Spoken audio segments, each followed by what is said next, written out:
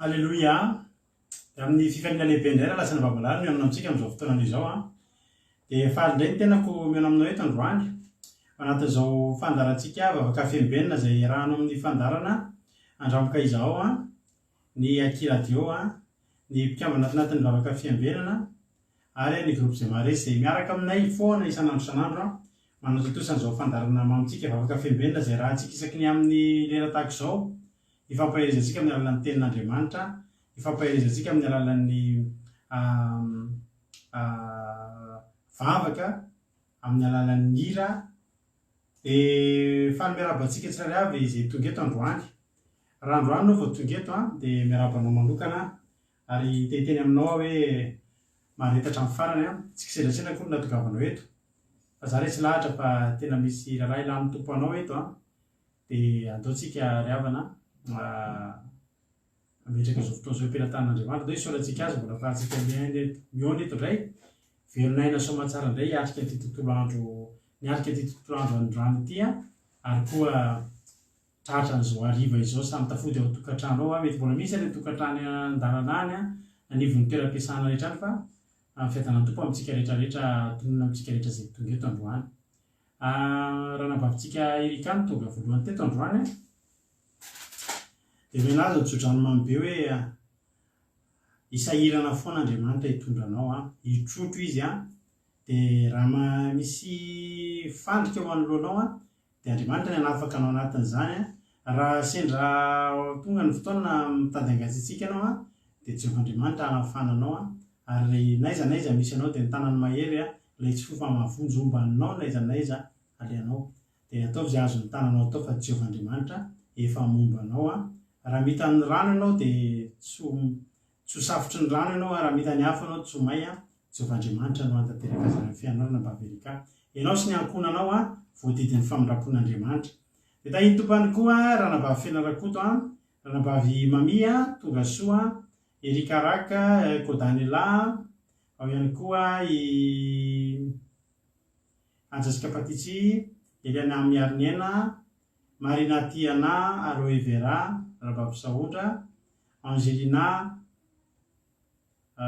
Diamant Lonira Volonirina Yama Saondra Aloe Vera Eliza Tsiala Terazana Monika tonga soa Mampionina i Marijo tonga soa Lantonirina Erika Anatra tonga soa Jesosy Mahery ranabavy mihaja Erika Anatra ho iango tiana ihany iango nirina ihany Kadaka tonga soa i ranabavy Lina Artizanay Oarnia tonga soa Varnia i Bartel tonga soa ihany koa Zamina Kamaradin'i Jesosy Rodine Marie Rantelina Marie Charline Angelita Marie Kodaleoni Naël tonga soa Philippe Razafitina androany tsika vao mahitanao eto dia tonga soa raha Philippe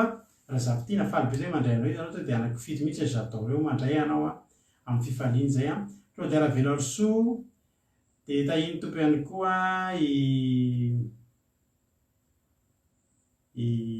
Soameva Rahalahy Asany Apôstôly Mama Angelika tonga soa Claude Velarso dia ao ihany koa izay koa tsisy isorana Erika Andrina Suzelle Rosine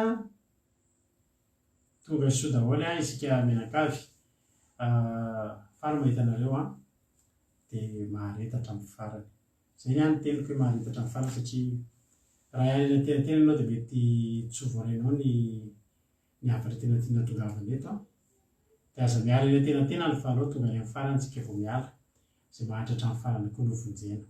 Tahiny Jesosy ary tsika menakavy milohan'ny zatratra ndao tsika aloha ametraka ny fotoana am-pelantan'Andriamanitra dia andao ampandrosotsika rahalahintsika tojo izy no hitorantsika anatin'ny vavaka fanomboana androany dia andao ary aloha tonga dia ampandrosotsika izy tahiny tompo rahalahy tojo anao ny fitenenana. Jesosy koa pasitera dia mitsaorana nampandroso Etain Jesosy koa tsika rehetra tonga somatara indrindra fa ny vaovao rehetra dia tena rehetra nampifaliana be daholo ianareo dia araka hivavaka tsika. Jesosy malalo misaotra betsaka anao fa mbola nitananao mahery na tonga anay be Jesosy.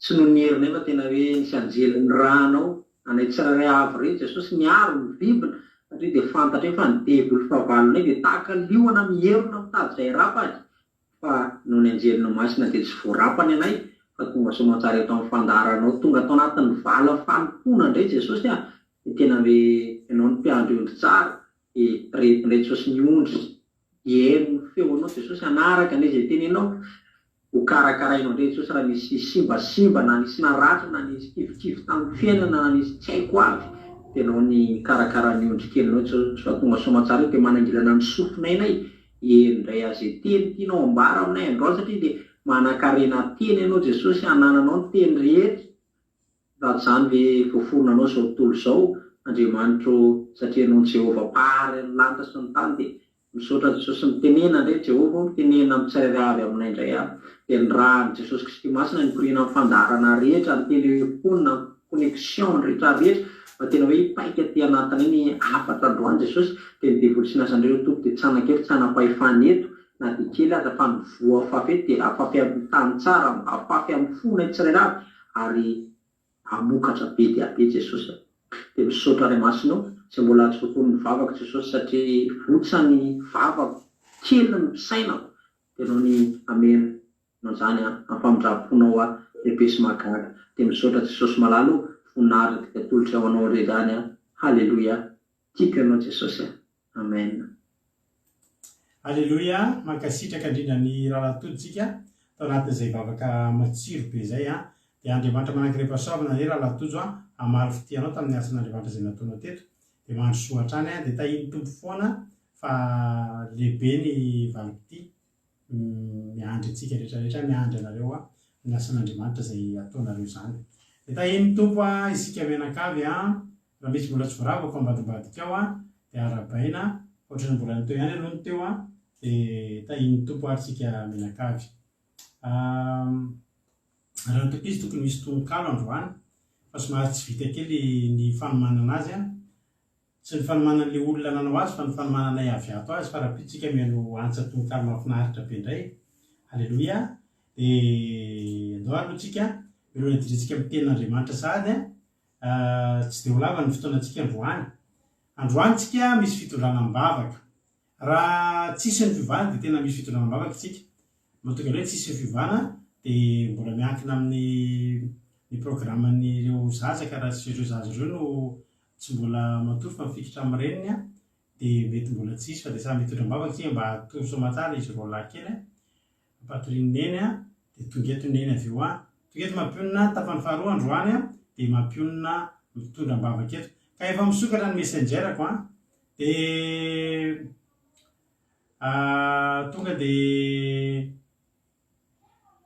afaka alefanareo amin'ny compte koa rado akiradio atao amin'ny messenger ny fangataham-bavaka izay alefanareo raha manana zavatra entina mibavaka zany nareo dia atao anatin'ny compte rado akiradio nareo no mandefa an'ilay fangataham-bavaka tsy any amin'ity message nyity page raha akiradio ty koa tsy any amin'ny page tsy any amin'ny mampionina tsy any amin'ny fity tsy any amin'ny akiradio fa atao amin'ny rado akiradio ato zany nareo no mandefa an'ilay fangataham-bavaka raha misy fangataham-bavaka dia aza misalasala alefaso amin'ny finoana fa tsika hitondra mibavaka an'izany amin'ny finoana andimba eto mampionina rehefa avy eo eny ary izay no fa anao hiritsika anatin'ny tirity nareo maka toerana tsara maka baiboly fa hiaraka hihaino tenin'Andriamanitra izay tendrana-bavintsika linatsika rehefa avy eo mino finaritra dolany dia tahiny tompo rehefa itsika eo.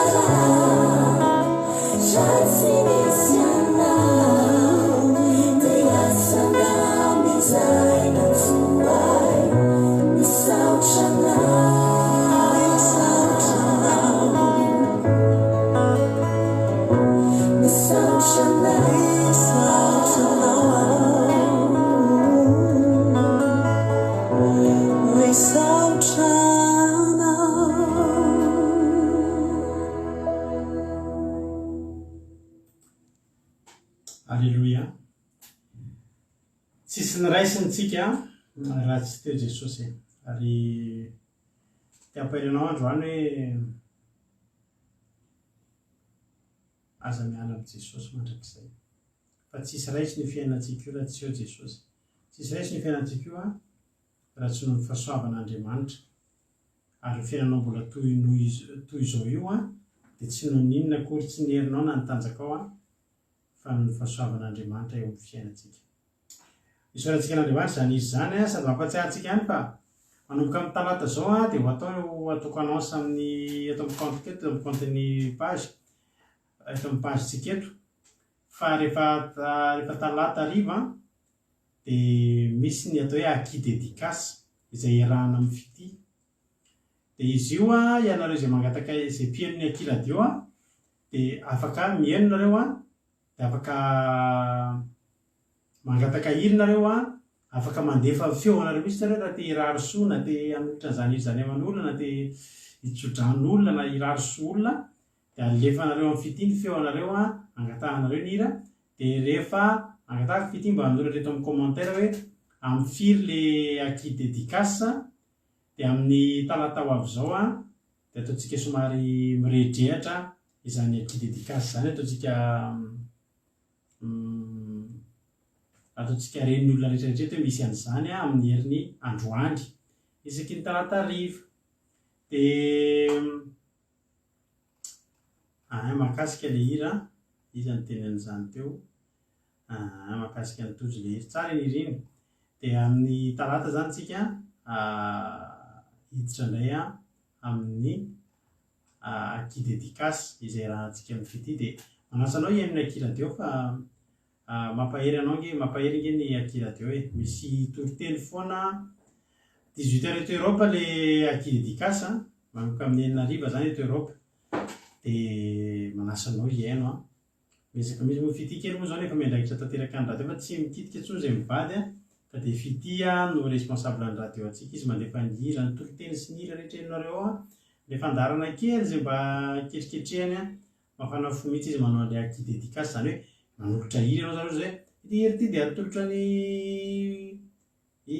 rado rakotsarama mivady ohatra ity dia atolotra ny Eliana ity dia avy aty amin'ny Zizi Carla atolotra ny Sondola ohatra dia Mahereza Sondola ohatrohatr'izay le izy ohatra le hira namelakavatra tsy ohatra amin'izay misy hoe hira namelakavatra fa Aki dédicace no titran'ilay fandarana. Dia manasa antsika isaky ny talata amin'ny 9h eto Frantsa eto Europe io ny lera andehanany mahafinaritra ery no mihaino an'ilay izy dia malalaka tsara no mangataka ny hira ninona hira angatahanao dia misy tokony hisy daholo rehefa hira évangélique na amin'ny teny frantsay na amin'ny teny anglisy na amin'ny teny gasy dia na amin'ny teny afrikana mino fa misy ao izay ary ny olona tahiny tompontsika rehetra fa andosika hiditra avy hatrany amin'ny tenin'Andriamanitra amin'izay izay raha antsika amin'ny ranabavitsika Lina avy eto Frantsa zanaky raha mitanira Marie Charline moa ranabavy Lina izy hitontsika ny tenin'Andriamanitra dia raha isoary babolinao dia rehefa vita ny toriteny dia mividina ety any mamelabelatra ny toriteny. Tahiny tompo ranabavy Lina anao ny fitenenana.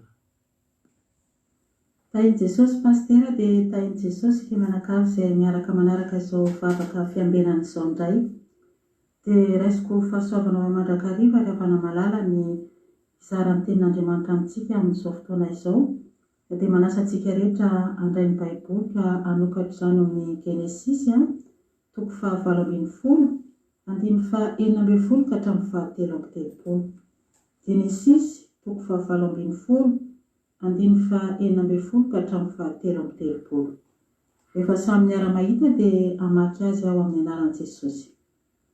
Dia nitsangana ireny lehilahy ireny ka niala teo dia nitsinjo an'i Sodoma ary Abrahama niaraka taminy hanatitra azy. Ary Jehovah nanao hoe afeniko amin'ny Abrahama fa izay ho ataoko fa Abrahama ho tonga firenena lehibe sy mahery tokoa ary aminy no hitahina ny firenena rehetra ambonin'ny tany. Fa efa nifidy azy ao mba handidy ny zanany sy ny taranany mandeby azy hitandreman'ireo ny lalàn'i Jehovah hanao izay marina sy mahitsy mba hitondran'i Jehovah amin'ny Abrahama izay efa nolazainy taminy. Ary Jehovah ny fitarainan'ny Sodoma sy Gomora dia lehibe tokoa ary ny fahotany dia mavesatra indrindra. hidinao ka iza na efa nahatanteraka izany tokoa izy araka ny fitarana ny tany izay efa tonga aty amiko na tsy, araky izany dia ho fantatro. Dia niodina niala teo ireo lehilahy ireo ka nandroso ho an'i Sodoma, fa Abrahama kosa mbola nijanona teo anatrehan'i Jehova. Dia nanantona Abrahama ka nanao hoe, aringanao miaraka amin'ny meloka va ny marina? Angamba misy olo marina 50 ao an-tanàna. Aringanao koa va ka tsy aminganao fony tanàna noho ny 50 marina izay ao? Sanatria anao raha hanao toy izany ka hamono ny marina miaraka amin'ny meloko, ka ny marina atao tahaka ny meloko. Sanatria anao izany. Tsy hitsara marina va ny mpitsara ny tany rehetra? Ary Jehova, raha mahita 50 marina ao an-tanàna Sodoma ao, dia amindrako fony tanàna rehetra noho ireny. Namaly Abrahama ka nanao hoe, indro fa efa samy teny tamin'ny tompo aho, nefa vovoka sy lavenina. Angamba ho latsaka dimy ny 50 marina, mo aringanao va ny tanàna rehetra noho ny 10? Ary hoy izy, tsy andringanao raha mahita 50 ao. Dia mbola niteny taminy indray izy ka nanao hoe, angamba 70 no hitao. Ary hoy izy, tsy mba hanao izany aho noho ny 70.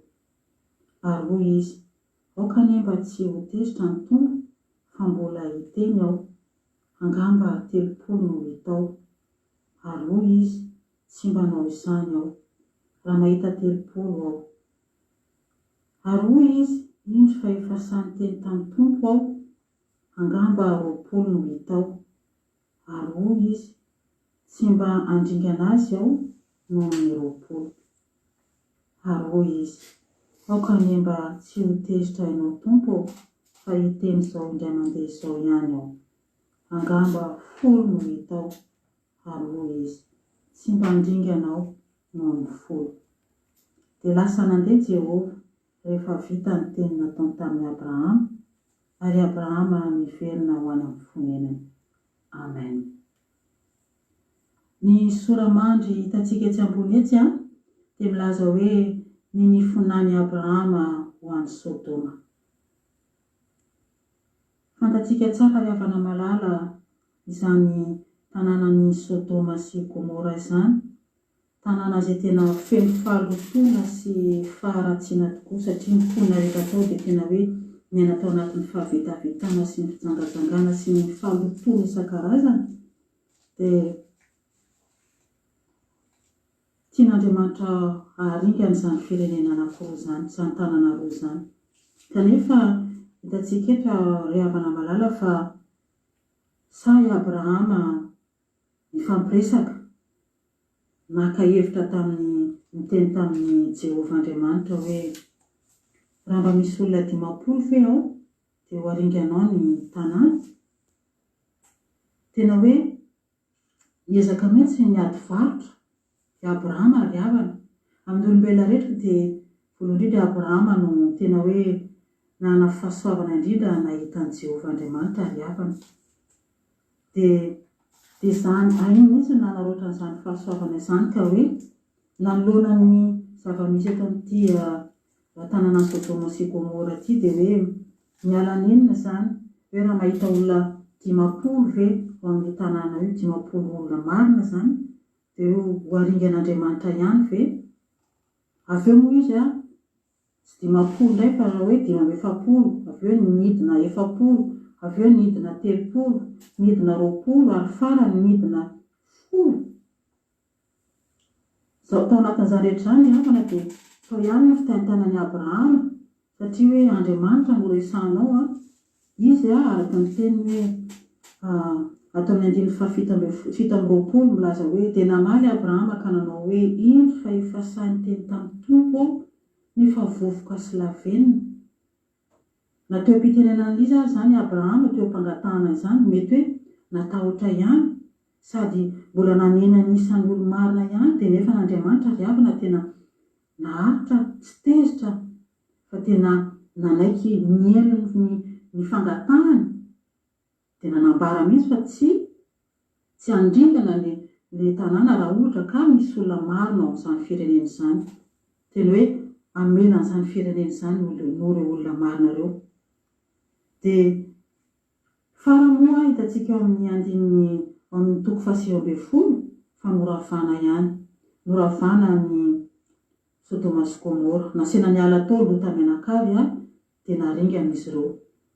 Ny any no tena hoe nanentina tamin'ity andin'ity ravana dia hoe Andriamanitra kay tena afaka azo ifampiresahana. Tsika hatramin'izay tany amin'ny fiangonana hafa dia le hoe mila miresaka mandalo amin'ny mpanelanelana izany hoe miresaka ohatra hoe amin'ny masom-bavirana, amin'ny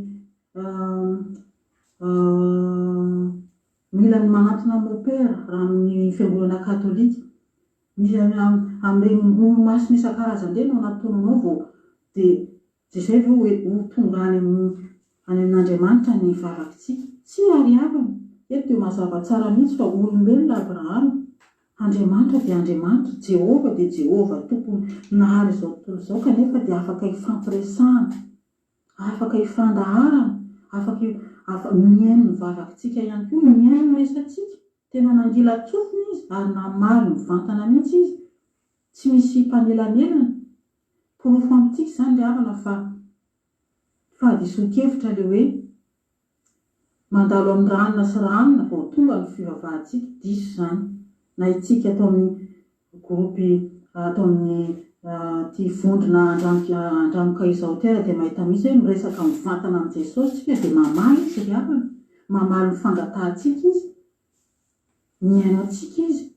Dia izany indrindra ravana malala no antony tena hoe nanentanana namaky an'ity nanentina tamin'ity vavaka ity satria tena tiako mihitsy izany hoe ho resy lahatra ny olona rehetra izay mahare izao vavaka izao zao toriteny izao fa Andriamanitra dia azo ifampiresahana mivantana. Alaviro ny hevitra hoe tsy maintsy mandalo amin'ny masina marina ny masom-bavirana na raha izao diso izany fihevitra izany. Eto dia tena voaporofo tanteraka mihitsy izany ravana. Dia nanentina akory ravana dia ny hoe le fialana nenina.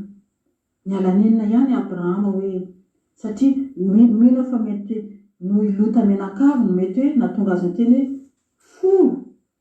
Tany afarany dia hoe raha misy folo eo dia mbola andringana ianao dia miteny moa izy hoe tsy mba andringa ianao noho ny folo ho Jehova. Fa ravana tena hoe mampirisika antsika hifikitra amin'Andriamanitra izany ravana. Tena manome fanantenana lehibe ho antsika izany hoe Andriamanitra tena miaino antsika. Na dia olombelona no famandrara tsika dia tena miaino izy. Ka aza misalasala mihitsy ianao ravana malala manantona azy. Inona fangatahanao dia tena hoe mandroso mizara izany fangatahanao izany amin'Andriamanitra fa tena miaino izy ravana. Tena porofo izany porofo mivantana izao toriteny zaraina aminao izao. Tanànan'ny Sodoma sy Gomora izany raha amin'izao androntsika izao dia ny firenena misy antsika rehetra ity. Tsika moa eto dia manerana an'izao tontolo izao. Ary raha ny fahalotona tamin'izany fotoana izany dia efa ataontsika hoe efa angambany efa nataon'ny firenena tsirairay avy amin'izao fotoana izao izany fahavetavetana, fahalotona isan-karazany izay tena hoe tena mahaleo tofoka an'Andriamanitra izany fa matory havana mbola tsy haringana, mbola tsy tonga ny fandringanana. Dia izaho havana ohatry manana fanantenana hoe noho ny vavaka izay asandratry ny olona maro anisan'izany aleloia itsika eto amin'ity fikambanana andramoka izao ity, eto amin'ity fandarana vondrona kely tsika ity. Satria tsika dia tena miezaka mihitsy mifototra amin'ny fahamarinana amin'ny teny marina ato anatin'ity baiboly ity, mifototra amin'ny fampianarana izay nizarain'i Jesosy Kristy antsika. Dia mimaromaro ary havana fa mbola miala nenina amintsika Andriamanitra noho ny vavaka izay ataontsika, noho ny fanorantenantsika, noho ny fanamasinantenantsika ka manentana antsika ary havana malala fa tohizo ny vavaka ataontsika, tohizo ny fanamasinantena, tohizo ny firosoantsika amin'ny fanatanterahana ny didin'Andriamanitra. Fa mety izany mety tsy maharingana antsika hatramin'izao. mbola miala nin'Andriamanitra. Ka zany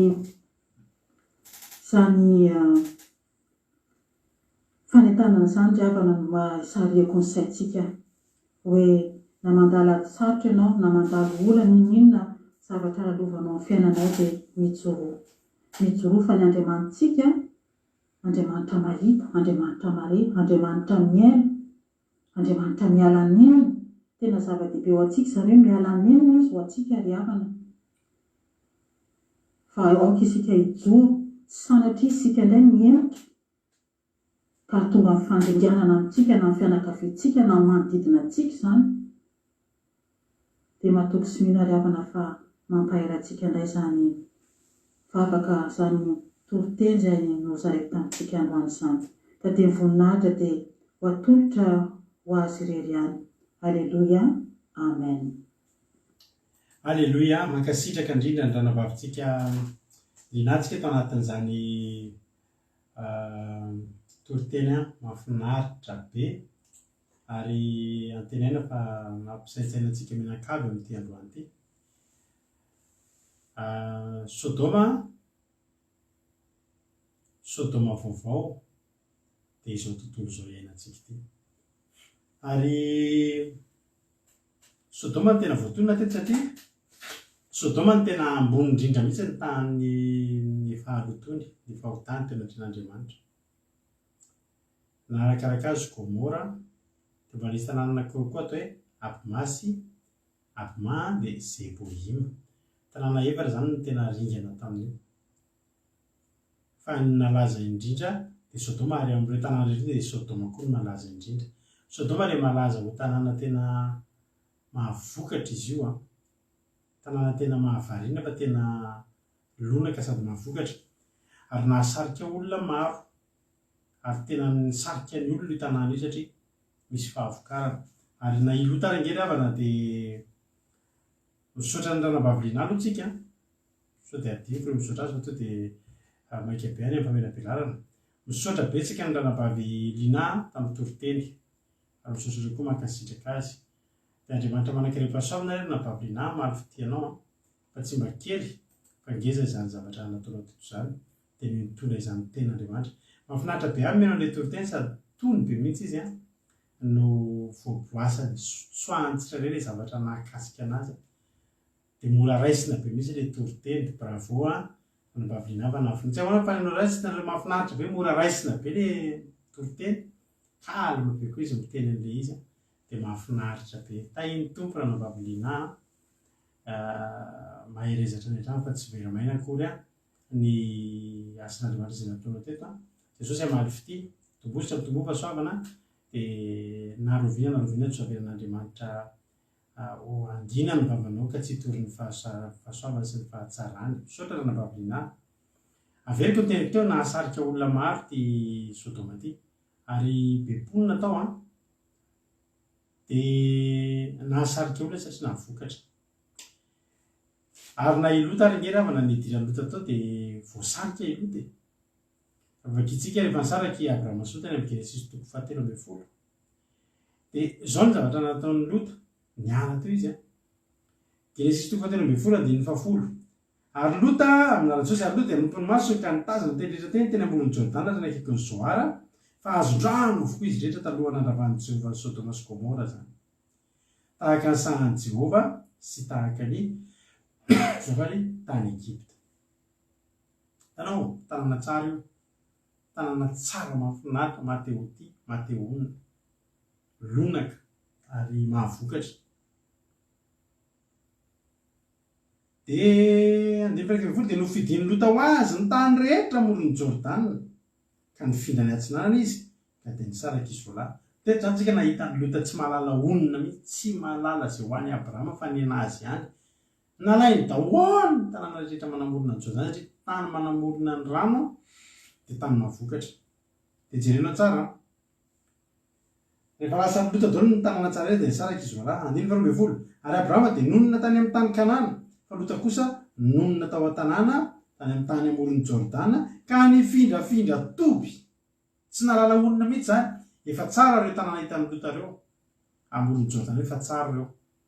Fa noho ny tsy fahonona tena dia niezaka hitadiny zavatra tsara foana dia ho tena loatra hoe ilota kosa dia tany amin'ny tany amorony Jordana ka nifindrafindra toby hatraiza hatrany Sodoma Genesis 4:24 zany nifindrafindra toby hatrany Sodoma tany tsy tokony tonga tany raha nalala onona ary be dia be ny olona tonga hatrany amin'ny fanompo-tsambo ka hatrany amin'ny fanompoana devoly ka hatrany amin'ny fanompoana devoly isan-karazandreo noho ny zavatra tsotra ihany tsy fahonona tena misy zavatra eo aminao dia tsy mankasitraka an'ino tsy ampy anao iny dia mitadiny tsaratsara ho betsaka ny mpanompon'Andriamanitra pastera tafalatsaka anatin'ny fanaovana fanompoana devoly satria manino te aomby tareo misy an'lay fahinareo momba an'ilay Baphomet tapeo anatin'ny amin'ny telefoninareo jereo vao amin'ny Google iny andikany hoe Baphomet. Baphomet zany dia karazana andriamanitra devoly mihitsy moa zany izy io dia ny itsika moa dia na dia andriamanitra aza dia samy manana karazana fanahy maro miasa ohatra hoe misy mpivady miady lava dia rehefa tafiditra amin'ny filazantsara dia irahan'Andriamanitra ilay fanahy mampifankatia ny anjarany iny zany dia fanahy masina mampifankatia izy dia lasa mifankatia mpivady lasa tsy mifankafohy misy fanahany fitahiana mitona fahasoavana sy fitahiana fotsiny fanahany fahavokarana fanahany misy karazana dia zao ny devoly koa mba manana an'izany rehefa tiany atao tsy manana anjanaka zany dia misy fanahy ratsy ny fahamombana rehefa tsy mahavelom-bo tsy mahavalom-bo tsy mamokatra tsy mianatra fahatrana dia misy fanahy mpandrava fotsiny tsotro zao fanahany tsy fahavalonam-bo ka eto ilay Baphomet teneniko anareo zay ny devoly dia mipropose ny olona amin'ny alalan'ireny mpitaiza sy ny sisa reny dia aomby ve ianao dia jerenareo be dia be zao ny olona aty andafitsika mahita rehefa arika anareo zao be dia be ny olona zao manao an'ireny le firavaka le vakana kely marron reny izy na maintimainty misy karazany maro karazany maro izy ireny zavatra ireny dia zavatra tsy haingo tsotra reny zay tsara fa tsy miala amin'ilay olona mihitsy iny na mandeha seremonia izy na milomano izy zamainy izy matetika vaka azaba manao an'ireny nareo azaba mividy an'ireny bracelet izy ohatry ny vakana marron reny mitambatambatra na ohatra hoe fotsifotsy na misy ohatry ny karazana lokolokony avako misy ary izy ireny misy sarina karazana karandoha kely ohatry zany misy be dia be izy dia misy koa ren'le hoe bracelet ruban rouge be dia be ny mpihira ohatra mpanakanto mpanao sary mihetsika sy sisa manao an'ile fetarana kely menamena iny ndraindray izy plastika ndraindray izy vita amina ohatry ny anina reny le inona moa filazan'ireny le bandy kely reny misy dikany daholo reny natao ahombiazana nay zao ny patron anay dia tena manana an'ireny ireo olona ambonimbony ao amin'ny fiasana manana an'ireny daholo ary za moa misy fotoana tena miresaka amin'ny zareo mihitsy tena manontany ina ho azy zao ny dikan'ity zavatra ity ny dikan'ity izy dia misarika energia izy io dia misarika hery dia azahoana hery dia lasa mahomby be mihitsy ny zavatra zay atao lasa mahomby ny asa lasa marobo mahazo promotion sy sisa ary tiako tenenina dia zao ny tsy fahonona tena any ka nampanompon'Andriamanitra any mitondra fiangonana dia tsy mety betsaka ny olona dia manantona ny Baphomet manantona ny tsy Baphomet moa dia resaka laza sy amin'ny resaka zavakanto ny tena fanomezany reny mpihira malaza reny zany reny ohatra mpanao baolina malaza reny dia manatona ny mpitaiza daholo reny dia na dia efa nety aza ny teo dia tsy mahalala onona dia mandeha ka ilota tsy izay tena lesitsika androany fa ny tena totentsika fa resaka lota lay tonga tany Nikodidi tonga tany Sodoma satria manino tsy nalala onona. Ary za tena mitenareo fa Sodoma io nge efa tokony nampiaiany olona e. Ny dikan'izany Sodoma zany de hoe mainafo. Ny dikan'ny teny hoe Sodoma de mainafo. Zany hoe tokony efa mailomailo ny olona satria ty tanàna ty na de tsara ary de efa voasoratra fa mainafo izy io.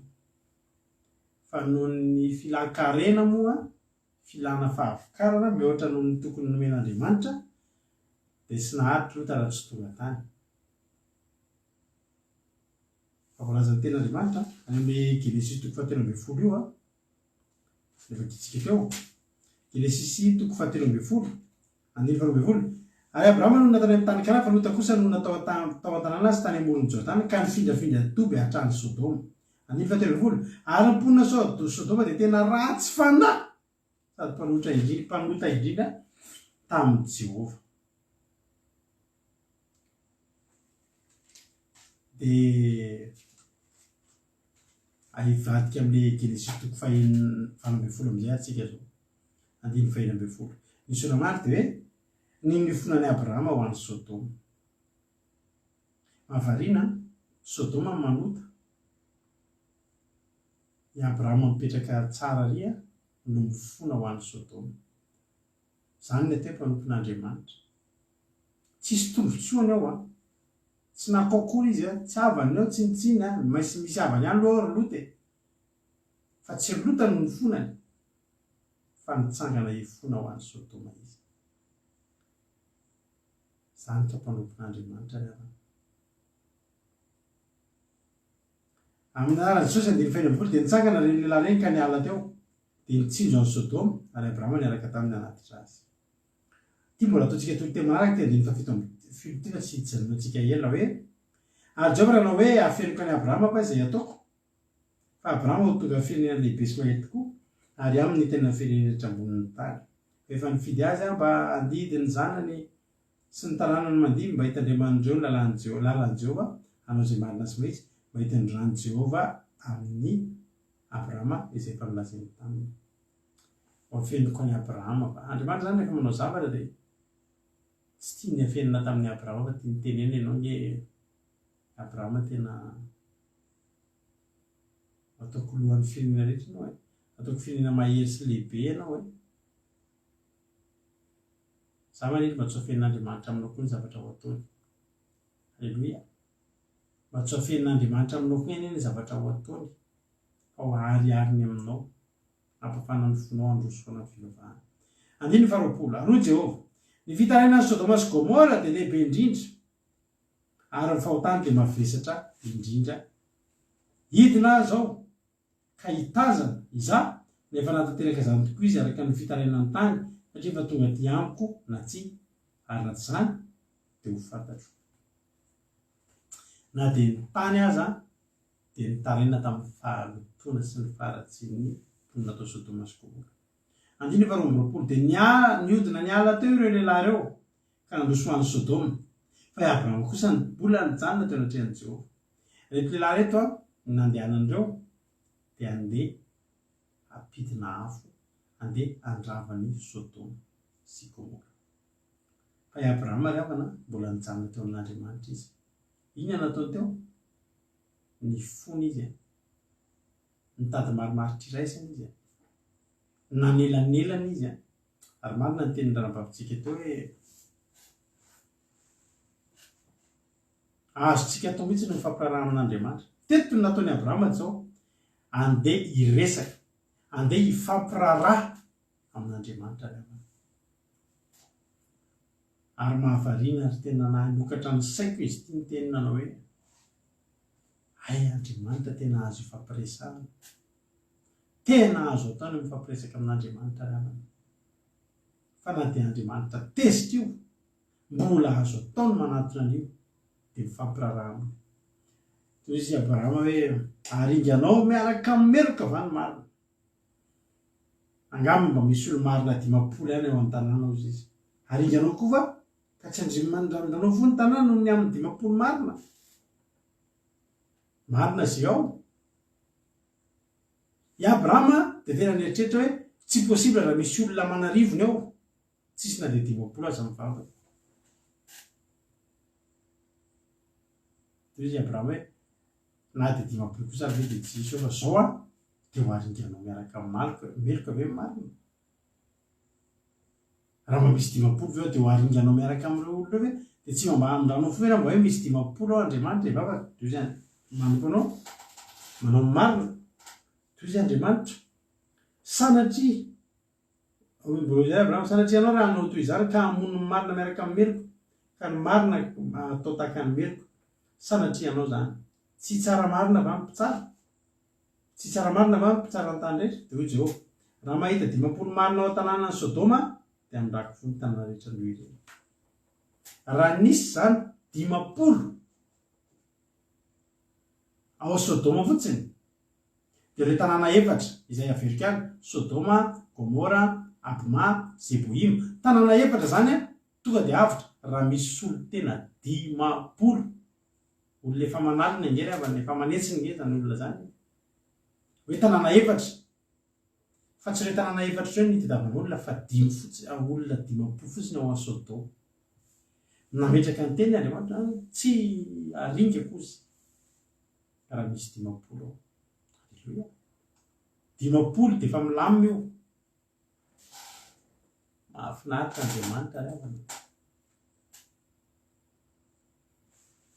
dia zao ny olana namaly Abrahama ka hoe indra mpasany teny tamin'ny tompo aho nefa vovoka sy lavenina eritreritra Abrahama so dia nametraka ambony loatra ary ohatrany tsika fa ohatra hividy zavatra dia tonga tsika dia mametraka prix ambony efa izy tokony ho azo mora matetika mivady rehefa miara-mividy zavatra le rangahy dia hiteny prix mora le raha matsony dia efa niteny hoe mety hoe kefa alainay io e nefa raha nysia mbola vo andeha hiady varotra misy fotoana zay tratran'izany zany dia mampina to dia efa miteny eny ary fa dia sara fa dia alainay io zany efa mbola vo andeha hiady varotra inona tsoa moa ny ady varotra teo fa dia kelileny le izy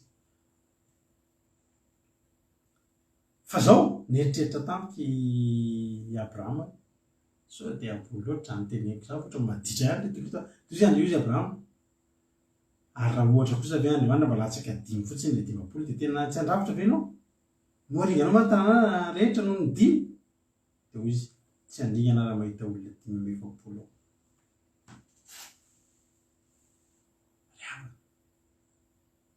teneniko anareo fa Andriamanitra tsy mandingana ny zava-dehibe aminy ny ao an-tsain'Andriamanitra dia tsy ny andringana ny zava-dehibe aminy fa ny tena manana tonga ny olona tsy ho aringana mihitsy alleluia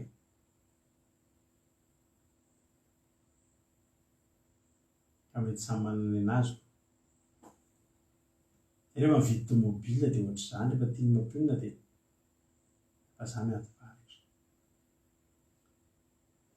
nareo ngamba ny any an-tsena ny tenenareo amin'izany so dia any an-tsena le mividy sakafo zany tenenareo zany fa tomobile vidiana zany aminay matetika tomobile ny vidiana mivady vidy fitaovana dia hoy izy ny tena Andriamanitra hoe raha latsaka 5 dia aringanao ve dozy Andriamanitra raha mahita 50 ao tsy mandringana alleluia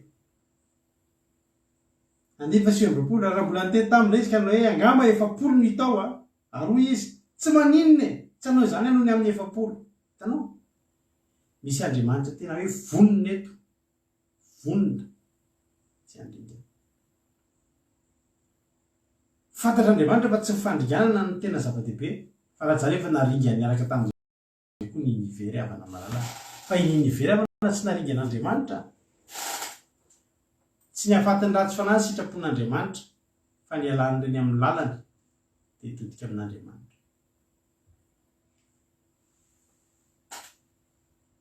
alleluia midina le 50 nety ny 5 aromba 7 ampatsiahanako ny ady varotra Ambomandroso eto aloha varotra fripy any Ambomandroso sy Ambatolampy fa ao Ambomandroso ao tena mafy ny mivarotra ao amin'ny ady varotra akanjo bahana 4,000 tsy olana amindra mihitsy ny tena matovy 1,000 arivereny an'io parivon'ny andro iny tena mahatovy 1,000 izy mametrehitra hoe maniakatra 2,000 ny teneny mahatovy 1,000 rehetra fa mbe 1,000 ny andro 4,000 ataoko 3,000 ataovy 1,000 fidetina nany mody any an-tanin'Arivo fotsiny amin'izao io ivesatra etanan'io 1,000 ataovy 503 1,000 ny sariko amin'io lasa ndray izy mandeha dia mody mijorojorely alavilavitra aiko tsara nefa mody mijorojorely alavitra dia mody miresaka telo lana ao sady dia mijery aty aminao 1,000 ny aminy amin'io apprendre ou à laisser ao fomba fiteny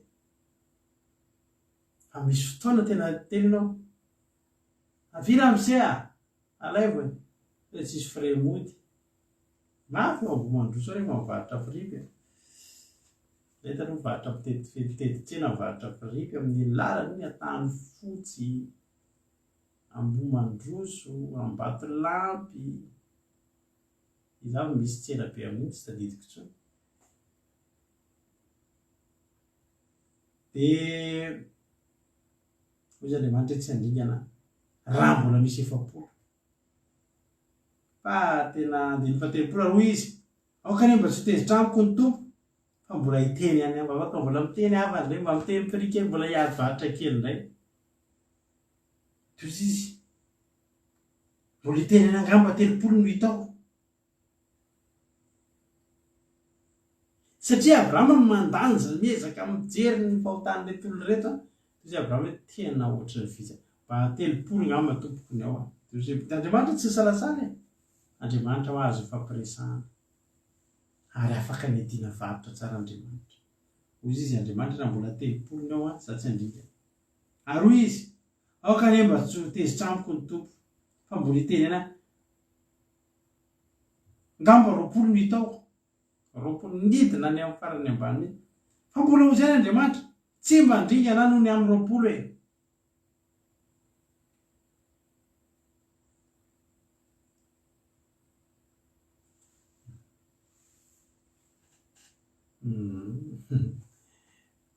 za efa mpivarotra dia efa zahatra mivarotra dia tsy mahatesona misy olona miady varotra ambany be ary ny vidiny ihany tsy maintsy ho vidiny io ny any tena tsy tatiko rehefa mividy zavatra amiko aleoko na mahita olona miady varotra to dia miady varotra be fa miteny hoe tiako dia tiako varotra fa raha vao olona miteny an'ilay hoe misy zavatra midinao dia tianao azy dia aratsiny vao mety midina intsony ahy raha amin'izay efa tsy jery hiady varotra dia aratsiana ilay izy iny no tena tsy tatiny mivady rehefa mivady hoe vidy zavatra aminay nareo dia tena hoe tianay ty fa mba amin'ny prix fa raha vao tena hoe eo ary efa ratsy jerety izy fa mba atovy an'izao vao meny tsy azo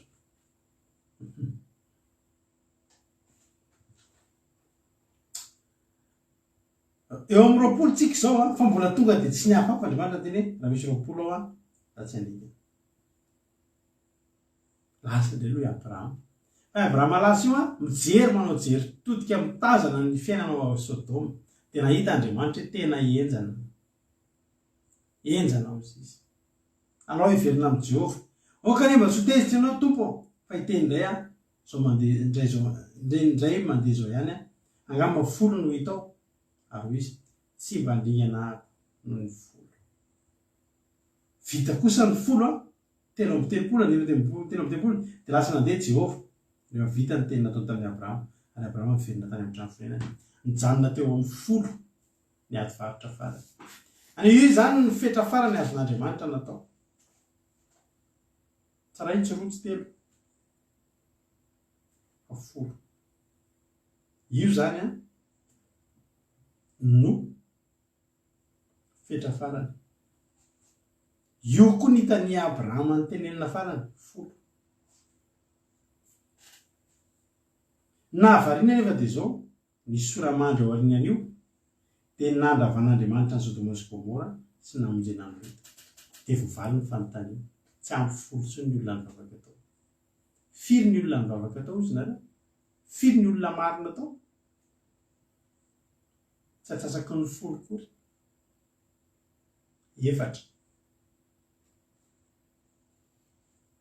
Lota, vadiny, dia ny zanany roavavy, reo ihany.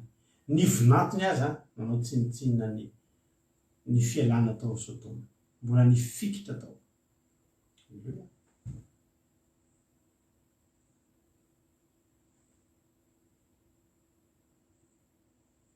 Lehibe Jehovah ravina.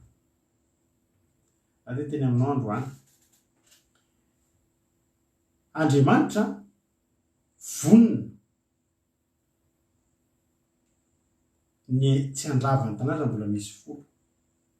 Fa ny jereny tsy ampy folo tsony. Ny nataon'Andriamanitra nanala ny 4 tao sisa. Tsy afaka ny teny raha mbola misy 4 ireo aloha tsy aringako. Izy Andriamanitra folo nefa ny teneniko farany. Ka raha latsaky ny folo dia aleoko latsaky ny folo esoriko tao. Satria fantany Abrahama ange teny hoe aringanao miaraka amin'ny meloka va ny marina. Iny zany tenen'ny Abrahama mba hitazomana an'ilay tanàna tsorava. Izy Andriamanitra tsy aringako miaraka amin'ny meloka marina fa esoriko ny marina. Dia ho aringako ny tsy marina. Zao ry havana malala. Rehefa tonga ny fandravana, alohan'ny fandravana, Genesis 7:20, 2:12. Aroa izy roa tamin'ny Lota, le anjely zany. Mbola mananato va ianao. Dia izay vinantona lasy ny zanako lasy ny zanako vavy ary nazovy aminao ananao eto an-tanàna, eto miala ity tanàna ity, por avaina ity tanàna ity. Niala ny enina ihany Lota niresaka tamin'ny vinantony hoe andao. Izay vinantony hoe olona daly ianao. Izay tsy hiala eto izy.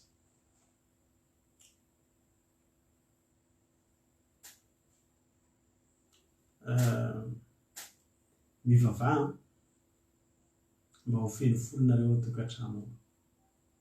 Mivavaha mba ho isan'ny mahafeno isa. Torio ny fianakavianao, torio ny ankonanao, torio mba hahafeno isa dia tsy haringana ny tokantranonao, tsy ho haringana io firenenao io.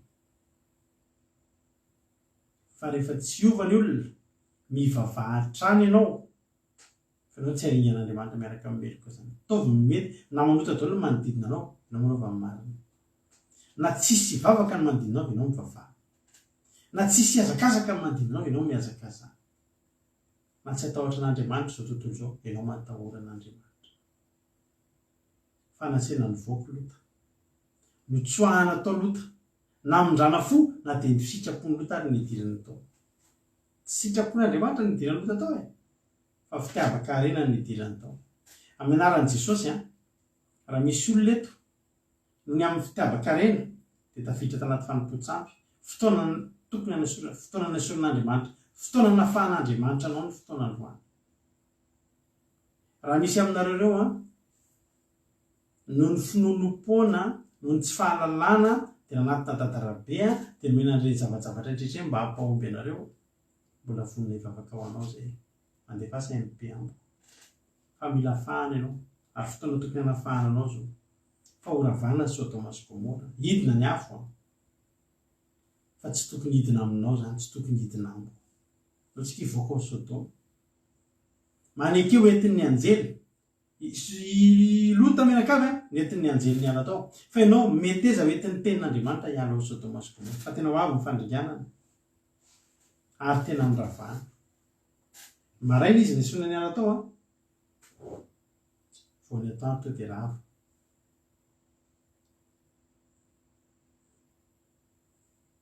Ny tsandravana tokantranonao io, ny tsandravana tsy maharava ny fiainanao io, dia no ianao mbola mivavaka. Indraindray ravana na ny zanakitsika reto ary manotany amin'ny toerana misy azy any.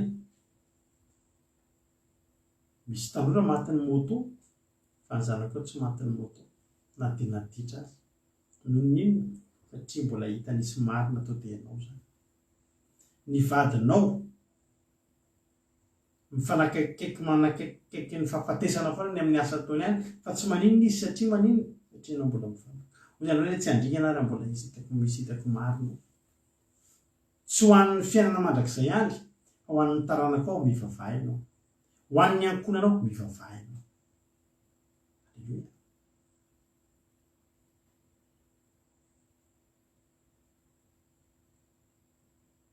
Raha izao avana tena hoe lasa satria raha atao Sodoma sy Gomora hoe Andriamanitra tena nisy hoe tena hetsika be natao mihitsy ara-panahy évangélisation be tsy nisy ohatr'izany dia tsy nisy olona folo ve tao resy lahatra.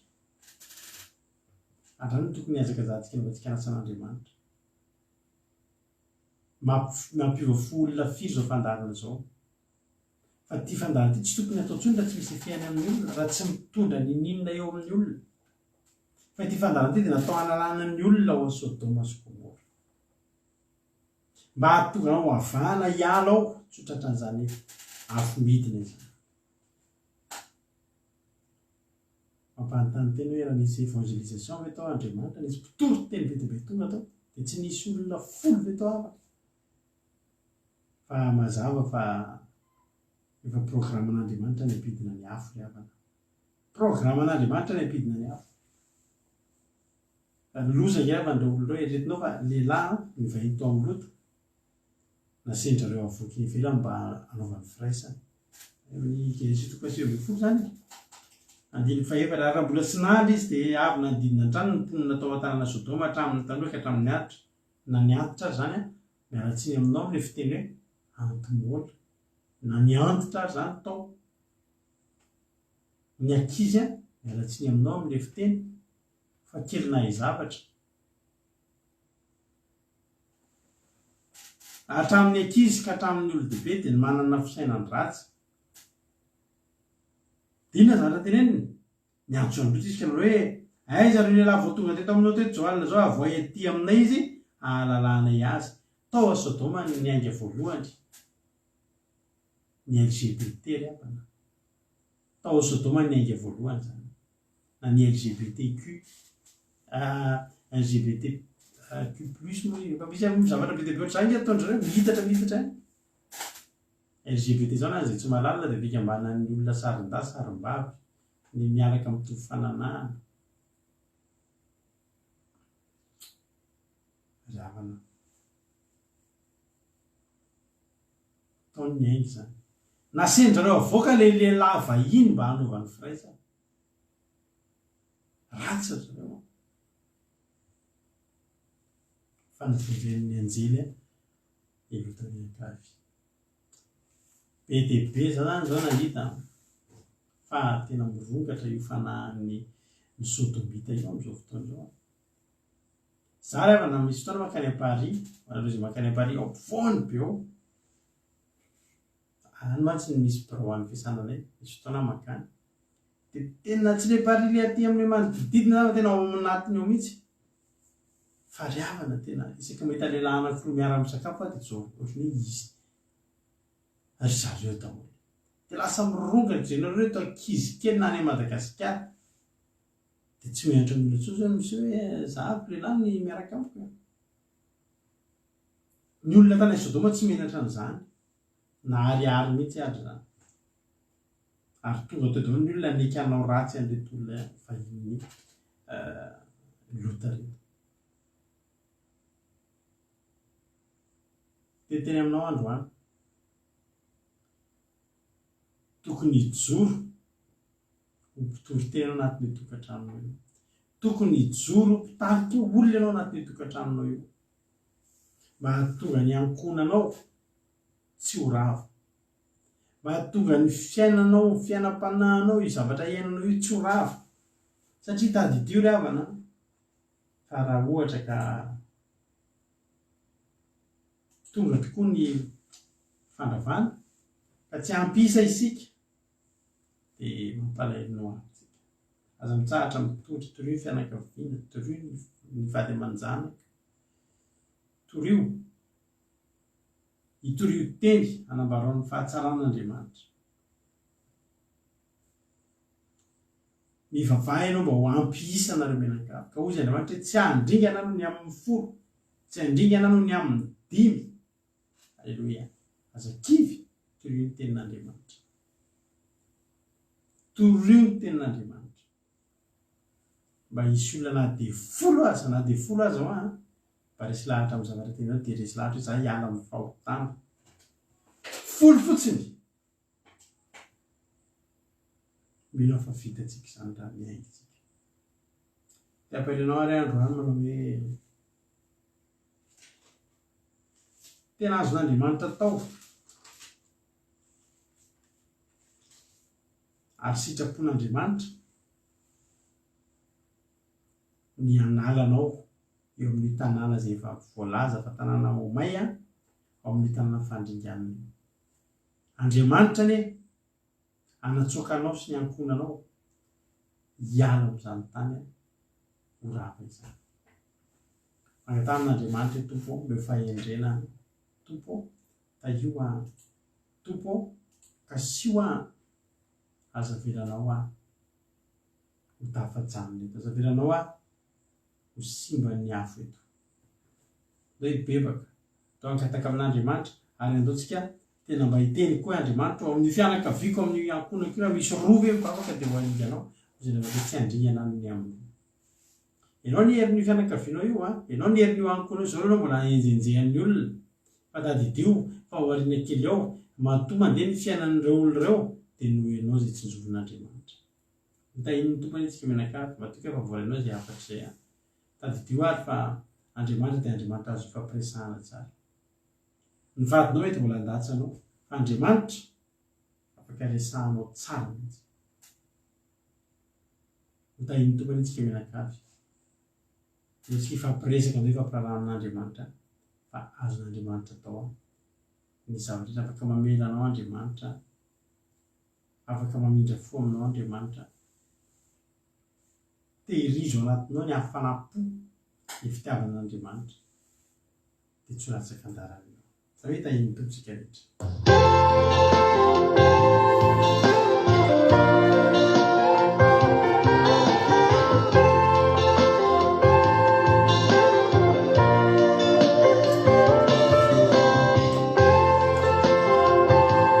Fitolana vava tsika ho nazany izy zany.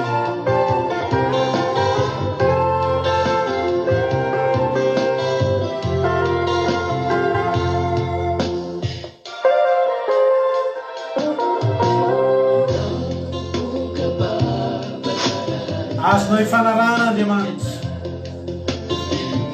azon'Andriamanitra ataony mbola mihaino anao indray androany.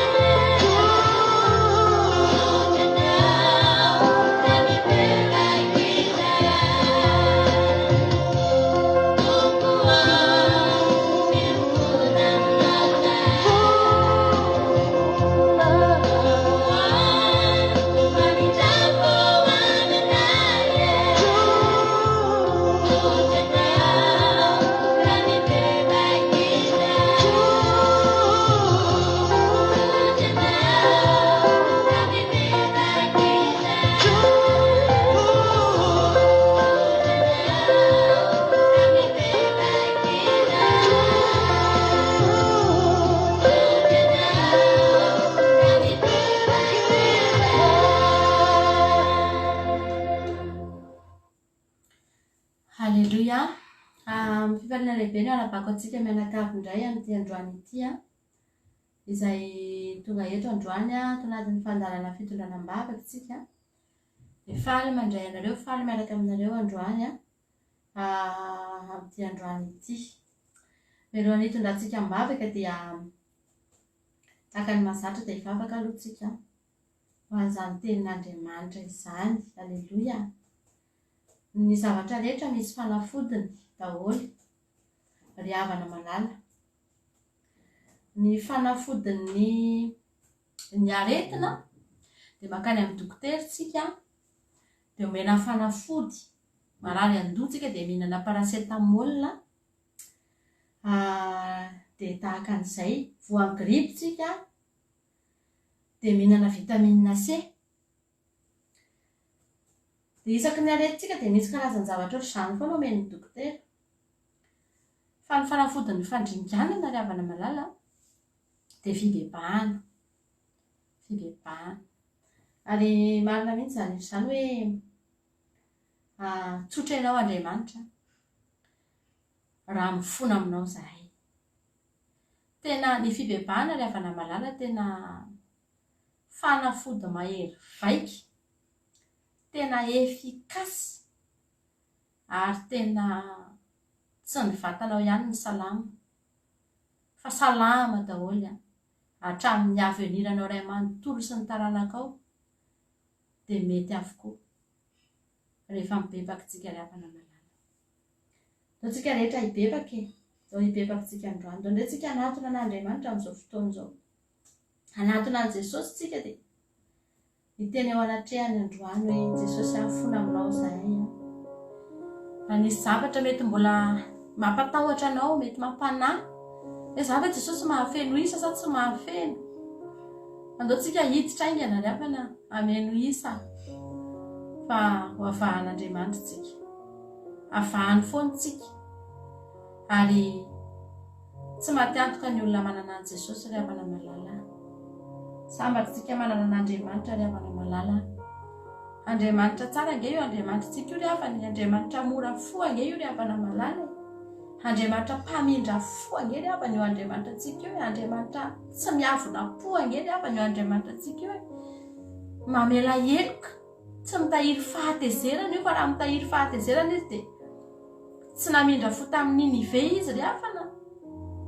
Fa namindra fo tamin'ny Ninive izy satria afaka fafana ny fahatezerany ry havana malala.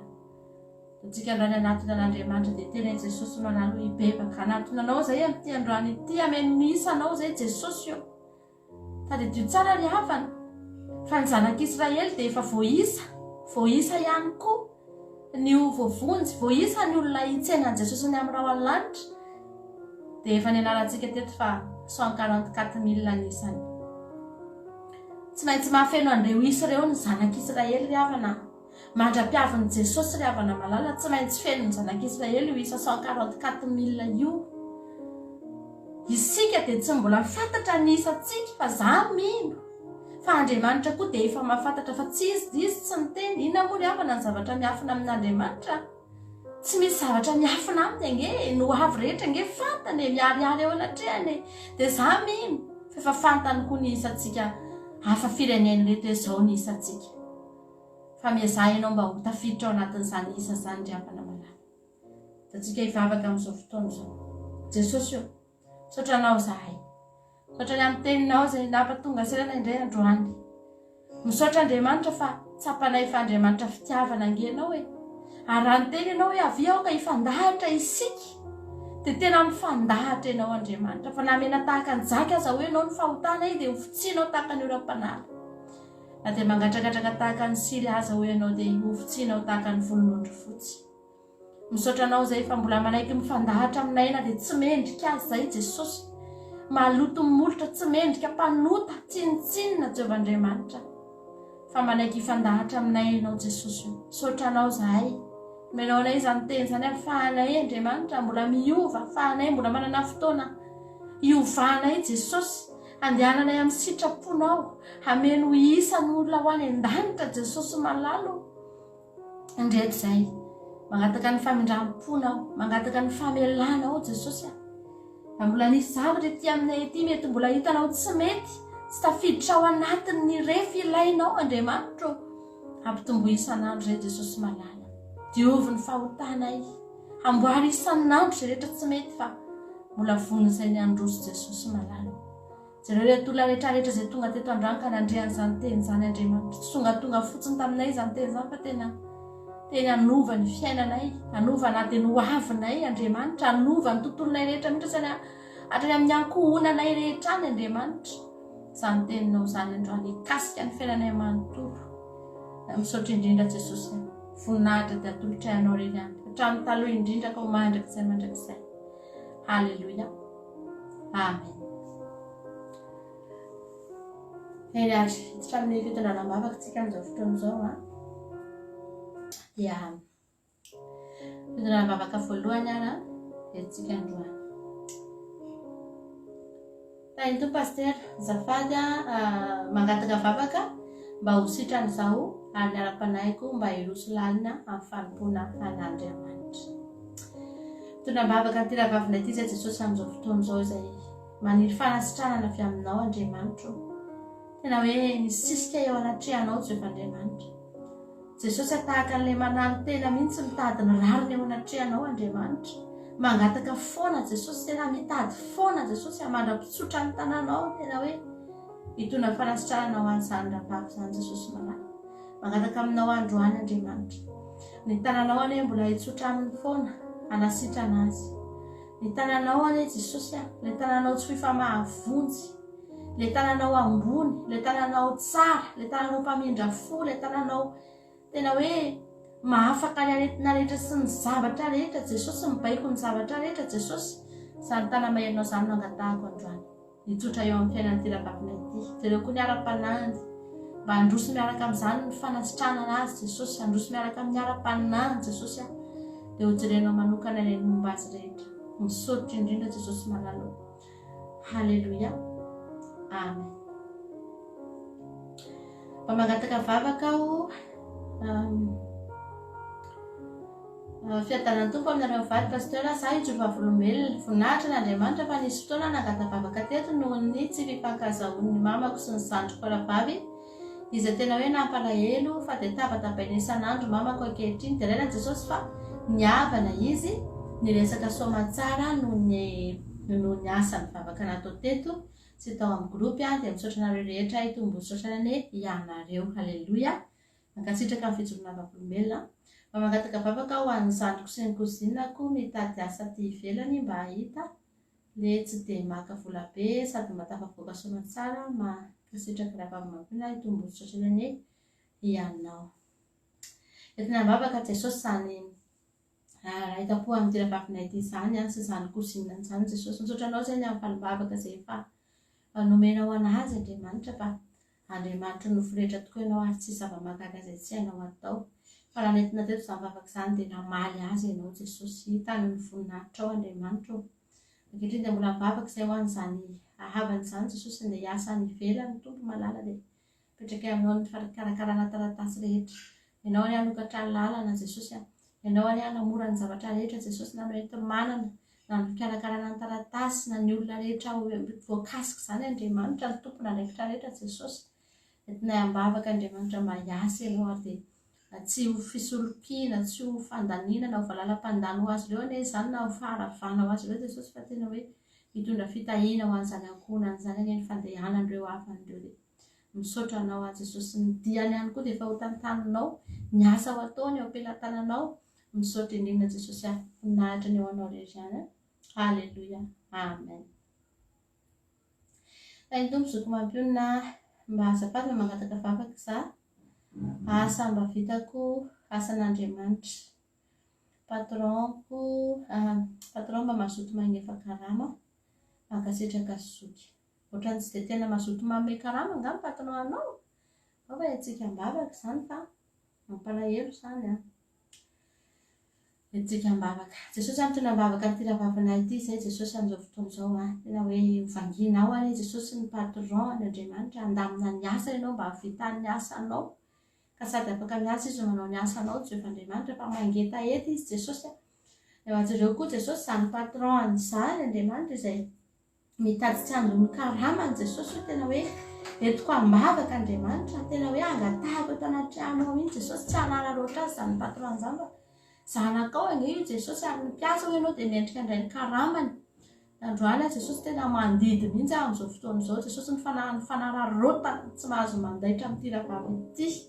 Fa amin'ny anaranao Jesosy tena hovahanao ny tanan'izany patron izany, tsy afaka mitazona ny karamany Andriamanitra, fa ianao namangy azy amin'ny fotoana andoavana karama dia tsy avelanao tafandrimana izy Andriamanitra, fa ho voaloza ny karama izany Jesosy, satria amin'ny zanakao izany Jesosy malala.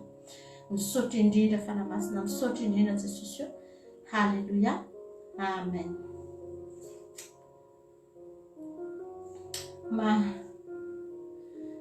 Manona fiadanan'i Jesosy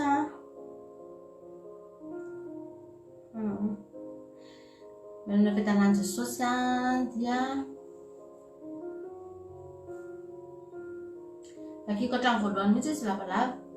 Manao fiadanan'i Jesosy anareo mianaka kely ny tenako, miarahaba manokana anao koa Zandry Mampionina. Misaotra mankasitraka foana amin'ny fahafoizanareo mivady amin'ny asa mpanompoana ataonareo. Ijoro vavolombelona aloha ny taintainana dia mametraka ny ampelantanan'i Jehovah foana izay rehetra ataoko. Efa ela ny eritreritra ahoana ahafahako manao taratasy zaza iray, zanak'iray tampo amiko hianatra aty.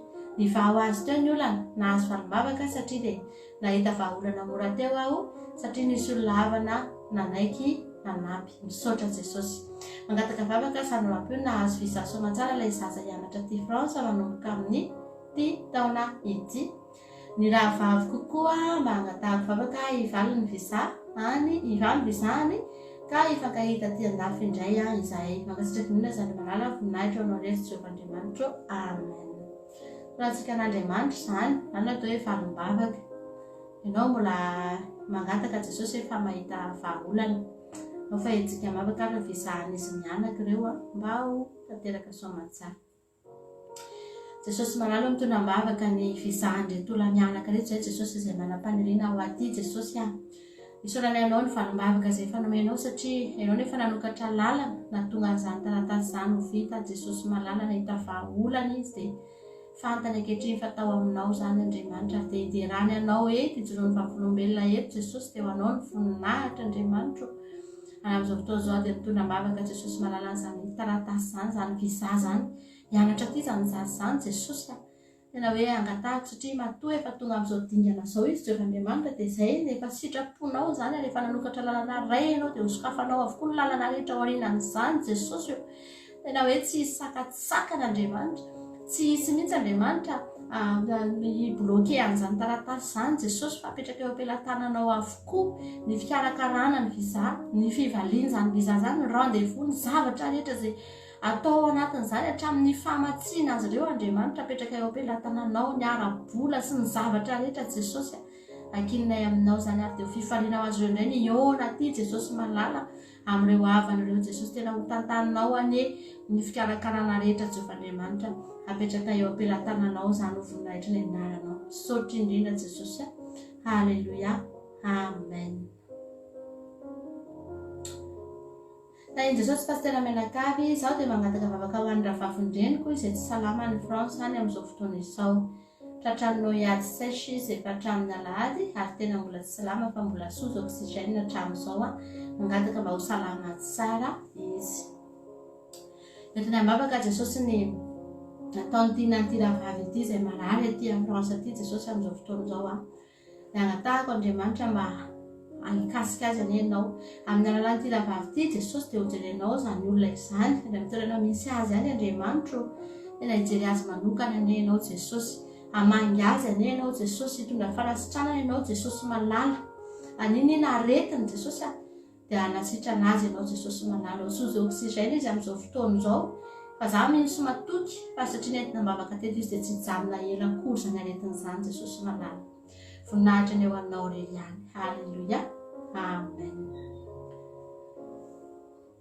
Afatra kely fotsiny anao le nandefa message teo raha ty andafy le havanao io dia mba sevo mijery fandaharana ihany izy rehefa misy fotoana ka afaka mijery satria izy mba aty dia tsy olana ny connexion dia rehefa mba hitina mbavaka eto izy zany dia mba aperçu ihany koa mba entany izy hijery fandaharana satria ny atsika eto sady fitondrana mbavaka no indrindrindrindra koa tena famonjena ny fanahin'le olona fa tsy hoe sitrana fotsiny aretina dia avy eo tsy fantany kory hoe nentina mbavaka izy teto, tsy fantany kory hoe ay ve nisy an'izany teto fa tena tsara dia mba aperçu izy hijery fandaharana.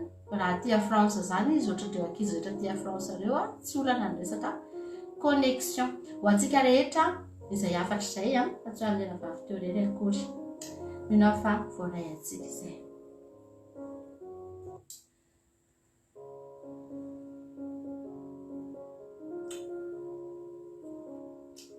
Andahin'ny tompo pasitera za mangataka vavaka fa tena marary vavony za izay malevokanina tato ato mavesatra foana ny anaty any mampifahitsika mbavaka ny vavony.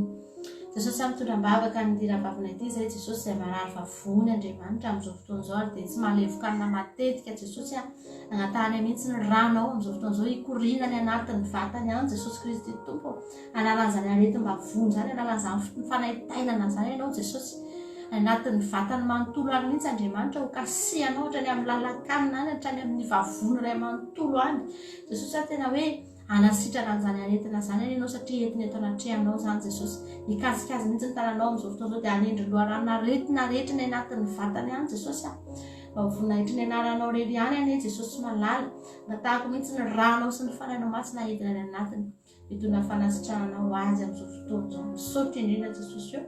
Halleluia. Amen.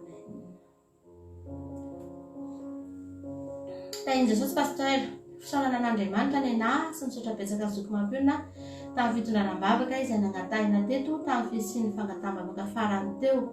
Halleluia. Efa nandray asa aho izay nangatahako teo dia rena Jesosy misaotra betsaka pasitera mivady tain'ny tompo. Amen. Halleluia. Misaotra fijoroana vavolombelona voninahitra an'Andriamanitra irery ihany dia mankasitraka be lehibe anao dia tain'ny tompo foanany ianao. Aza ihany tsika. Tain'i Jesosy pasitera Menakavy. Amen. Azafady zoky mampionina za mba mangataka vavaka fa mitady toerana iasana sy patron tsara fanahy mba iasako ahafahako analaka vavaka sy ahafahako hanao asan'Andriamanitra koa. Mankasitraka zoky aho misaotra Jesosy koa amin'ny vanim-bavaka omeny aho. Amen. Fahitina mbavaka ianao aza matahotra fa omen'Andriamanitra anao zany. Jesosy malala mitondra mbavaka ny rahavavina ity izay amin'izao fotoana izao izay mitady asa hafa izy Jesosy mitady patron hafa izy Jesosy zany rehetrarehetra zany dia toka raha ny tanjony ao anatin'izany Andriamanitra dia mba ahafahany manompo anao manana fotoana anaovana ny asanao, manana fotoana ampitomboany ara-panahy ny anaran'ny vavaka sy fandaharana Jesosy Kristy tompo. Ina moa ny zavatra tsy hainao atao Jehovah Andriamanitra ny ara-panahy no tsinjovony voalohany amin'izany ary dia inoky sy antenaiko Jesosy fa amin'izao fotoana izao ianao efa manomana an'izany toerana zany, efa manomana an'izany patron zany ianao Jesosy ary dia tena ho tandrify azy mihitsy zany Andriamanitra tena hoe amin'ny fomba tsy takatry ny saina no ahafahany hiala ao anatin'io toerana io ary dia ahita patron tsara fanahy, patron tena ahafahany manompo anao Jehovah Andriamanitra, asa tena ahafahany manompo anao Jehovah Andriamanitra. Isaorako anao sahady zany fa za mihintsy fa toky ary manantena Jesosy fa omba azy ianao ary amaly an'izany vavaka izany ianao. Misaotra indrindra Jesosy. Halleluia. Amen. Fiadanana anio antokantranonareo. Halleluja, amen. Mangataka vavaka mba hahita asa, hita trano ihany koa fa tsy maintsy misaraka amin'izao bava. Mangataka vavaka ho antokantranon'ireo zanako mianadahy izay samy misy olana avokoa ny tokantranon'izy ireo. Misaotra indrindra raha vavy mampionona mivavaka asandratrao itombositra trainany ianao. Amen. Tahin Jesosy manokana koa ane ianareo mianakavy. Halleluja. Entina mivavaka ianao entina mivavaka ianao fa mety aoriana kely mety mila délivrance kely ihany koa satria ny zavatra ohatran'izao tsy tonga ho azy hoe tsy olana iray ilay izy fa ny zanakao anankiroa zany samy mikorotana tokantrano dia mila eritreretina kely zany efa tsy olana tsotratsony zany fa misy zavatra mihitsy mila ravana ao anatin'izany fa etsika mivavaka aloha izy androany. Jesosy mitondra mivavaka nytena vavina ity zay amin'izao fotoan'izao. Jesosy mitady trano, mitady asa. Jesosy malalo entina ambavaka Andriamanitra. Tena hoe yakina ny fiainany mihitsy zany Andriamanitra. Tena hoe ny zavatra tena fototry ny fiainany mihitsy ireo tadiavin'ireo dia ny asa sy ny trano ahafahany mivelona, ahafahany mialoka. Jehovah-Andriamanitra, ianao nefa nilaza fahazavanany amin'izay hoaninay, amin'izay hosotroanay. Tahaka izany ihany koa Jesosy ny trano itoeranay Andriamanitra tsy tokony halahinay satria ianao nefa nilazanay mba tsy hanahan'izany androany dia tena mavaka ity ravavina ity mba hampahitanao an'izany izy Andriamanitra. Mangataka aminao Jesosy mba hahitany asa. Jesosy malala asa tena hoe ahafahany manompo anao, asa mahavelona azy Jesosy hosokafanao ane lalana eo anoloana Andriamanitra mba ahafahany mahita an'izany asa zany Jesosy malala. Ahita trano ihany koa izy manaraka amin'izany Jesosy tena hoe mangataka aminao mihitsy Andriamanitra omba ty rahavavy ty ianao ary dia tena ho hitany fa Andriamanitra mahery ianao ary Andriamanitra mamaly vavaka ianao. Petraka aminao ihany koa Jesosy zany zanany anankiroa izay samy mikorotana tokantrano. Misy fanahany fikorotanana, fanahany ady lahy ao anatin'izany tokantrano izany Jehovah-Andriamanitra, ao anatin'izany ankohonana zany Jesosy dia androany tena ravaravana amin'ny tananao Jesosy. Izany fanahana tsy mitondra ady sy korotana izany, mitondra ady lahy, mitondra fahampitehana tokantrano, mitondra fanahany ny tsy fifankatiavana Jesosy. Tena roahana ihany ao anatin'izany tokantrano izany Jesosy malala. Ianao ane hijery manokana an'izy ireo amin'izao fotoan'izao noho ny amin'ity rahavavina ity dia hojerenao avokoa ny manodidina azy rehetra, ny momba azy rehetra, ny zanany, ny tenany, ny asany, ny tranony Jesosy tena hoe hojerenao manokana ny Jehovah-Andriamanitra. Misaotra anao sahady Jesosy fa fantatro fa anao zavatra ianao Andriamanitra ao ambadika izany vavaka izany dia voninahitra ny eo anao ihany. Halleluja. Amen. Tahin Jesosy zoky mangataka vavaka ho an'ilay zanako. Ny taratasy vita fa ny rendez-vous amin'ny visa ary tsy mety mahita. Mangataka mba tsy hisy sakatsakana fa dia azo visa izy. Mangataka amin'ala Jesosy Kristy, mangataka zoky malala, mankasitraka zoky malala tahin Jesosy. Jesosy eo mitondra mbavaka ny zanaka ty rahavavina ity zay Jesosy zay tena hoe efa ela Jesosy no nitadiavana lalana ho tonga ty Jesosy dia mbola hitiny ambavaka eto anatrehanao Andriamanitra. Tena hoe efa ao anatin'ny fikarakarana izy ireo amin'izao fotoan'izao. Efa misy ny zavatra vita, efa misy ny lalana hita fa misokatra. Androany Jesosy dia tena manonona teny mpitahiana, teny mpasoavana amin'ity androany ity. Tsy sakatsakana intsony Andriamanitra zany lalana zany, tsy sakatsakana Jesosy malala. Tena hoe avelanao higodana eo anoloana ny lalana Andriamanitra, hatrany amin'ny rendez-vous, hatramin'ny fandehanana, hatramin'ny entimanana sy ny zavatra rehetra Jesosy. Ekena fa tsy mora ny manao taratasy amin'izao fotoan'izao fa izay kosa mino fa raha ny zanakao Andriamanitra dia ho amorainao ny zavatra rehetra. Ary dia entina eto anatrehanao zany Andriamanitra ny devoly sy ny sakana rehetra dia tsisy ambinina amin'ny anaranao Jesosy Kristy tompony sapata. Angatahako amin'ny anaranao zany amin'ity androany ity. Misaotra indrindra Jesosy io. Halleluja. Amen.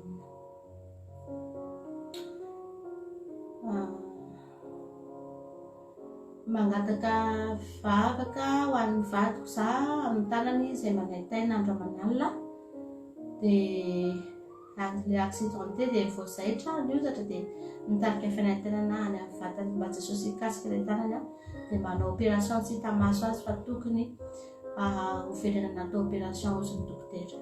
Mangataka aminao ako raha miaino eto ianao ilay marary tanana io amin'izao fotoan'izao dia apetrao eo amin'ilay tanana marary ny tananao. apetrao amin'ny tananao manaraka ny tananao dia ivavakintsika androany, tena ivavakintsika androany a, angataka ny rany Jesosy tsika androany a, anasitrana ny tananao io a, dia tsahatra izany fanaitenana izany amin'ny anaran'i Jesosy. Apetrao amin'ny tananao dia hiary ivavakintsika amin'izao fotoana izao.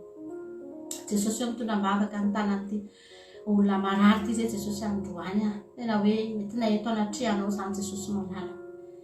Efa lasa Jesosy ny zavatra taloha ary indro efa tonga vaovao.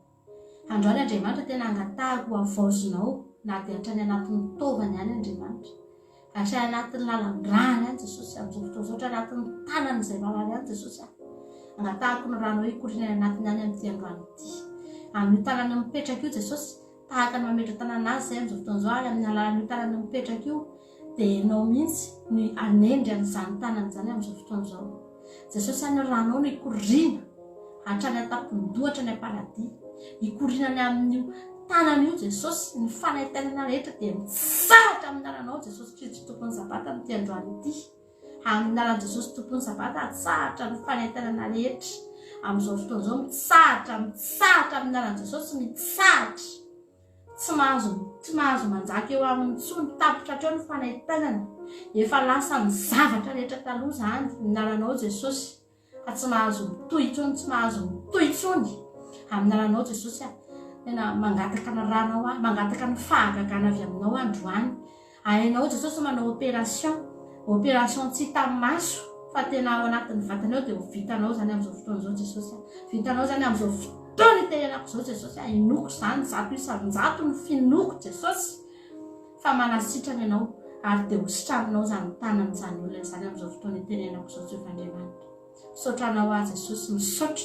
Mino sy matoky ny kasika ao, mino sy matoky ny diakapoka taminao, mino sy matoky ny ranao, mino sy matoky ny afo ny fanaina masina izay mitondra fanasitranana Jesosy, izay tononona isan'andro san'andro eto amin'ny aranao Jesosy tompony sabata. Misaotra indrindranao azy Jesosy, voninahitra teo anao reny ihany. Halleluia. Amen. Tainy tompo pasteur Menakavy mangataka vavaka mba ho feno fanahy masina,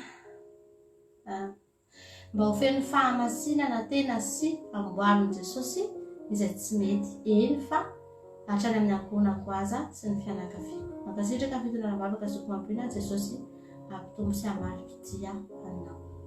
Mafahintsika mivavaka.